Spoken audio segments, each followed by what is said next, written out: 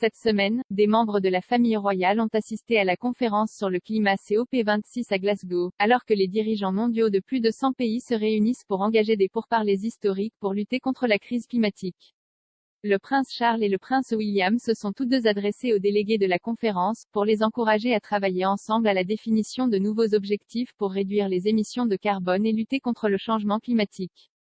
Hier, William, qui assiste à la COP26 aux côtés de Kate, duchesse de Cambridge, a exhorté les dirigeants mondiaux à penser différemment et agir avec audace pour rendre l'impossible possible.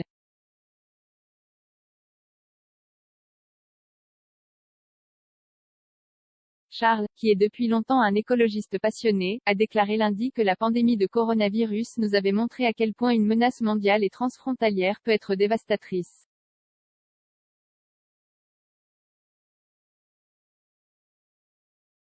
L'héritier présomptif a ajouté que le changement climatique représentait une menace existentielle encore plus grande dans la mesure où nous devons nous mettre sur ce que l'on pourrait appeler un pied de guerre.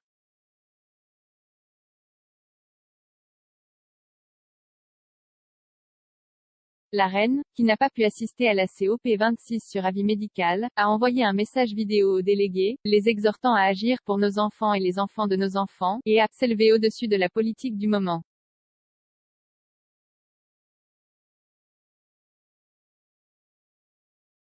Sa Majesté a ajouté qu'elle était très fière de la façon dont son cher défunt mari le prince Philippe a promu les problèmes environnementaux.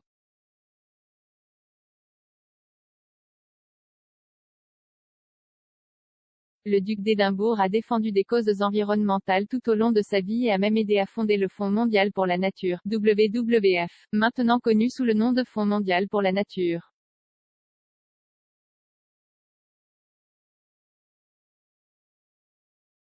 Philippe a fait campagne pour la conservation bien avant que cela ne devienne à la mode, en parcourant le monde pour attirer l'attention sur le sort des espèces menacées par le braconnage, la déforestation et la pollution.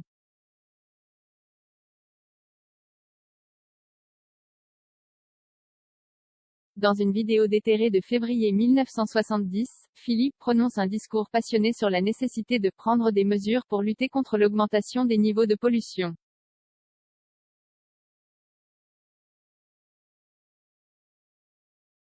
Lors de la conférence sur la pollution mondiale à Strasbourg, il a déclaré aux politiciens qu'ils doivent agir maintenant contre la pollution avant qu'il ne soit trop tard.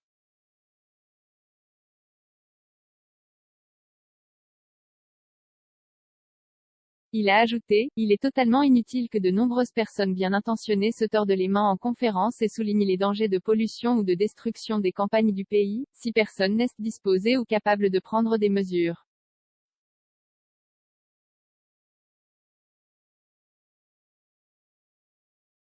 Dans le public du discours de Strasbourg se trouvait Charles qui, inspiré par son père, est devenu l'une des écologistes les plus engagées de la famille royale.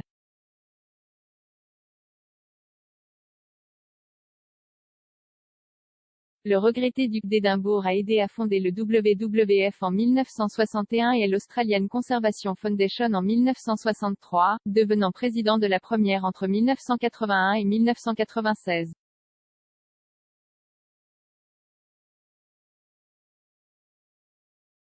Philippe est également l'auteur de plusieurs livres sur les menaces auxquelles sont confrontés de nombreux animaux du monde, dont Wildlife Crisis, en 1970.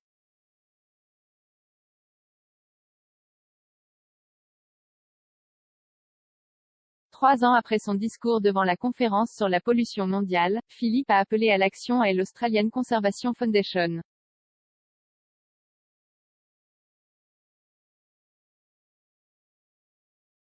Il a déclaré, je pense qu'il est important que chaque faction de la conservation se rende compte que nous faisons tout partie du même mouvement populaire de conservation.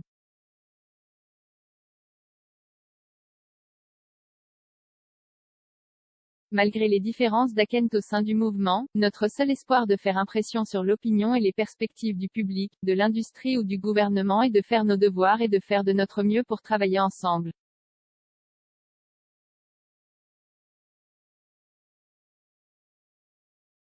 Malgré l'amour incontestable de Philippe pour le monde naturel, certaines de ses actions ont fait sourciller les écologistes.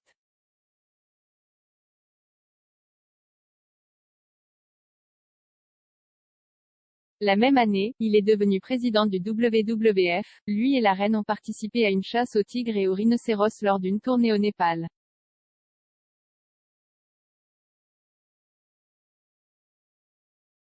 Le couple a également posé avec le corps d'un tigre de 8 pieds à Ranthambore, en Inde, qui aurait été tué par Philippe, avec un crocodile et 6 moutons de montagne.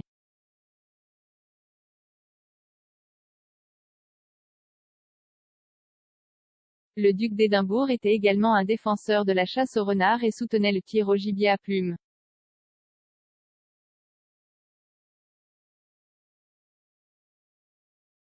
Dans une interview à la BBC en 2011, Philippe a réfuté avec véhémence la suggestion qu'il pourrait s'identifier au mouvement vert.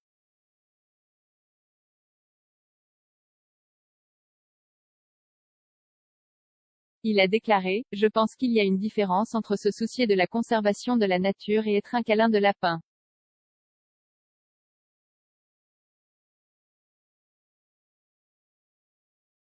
Quand j'étais président du WWF, j'ai reçu plus de lettres de personnes sur la façon dont les animaux étaient traités dans les zoos que sur toute préoccupation pour la survie des espèces.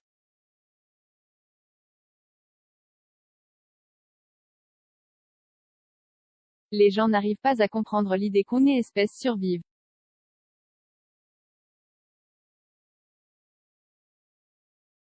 Ils sont plus préoccupés par la façon dont vous traitez un âne en Sicile ou quelque chose du genre.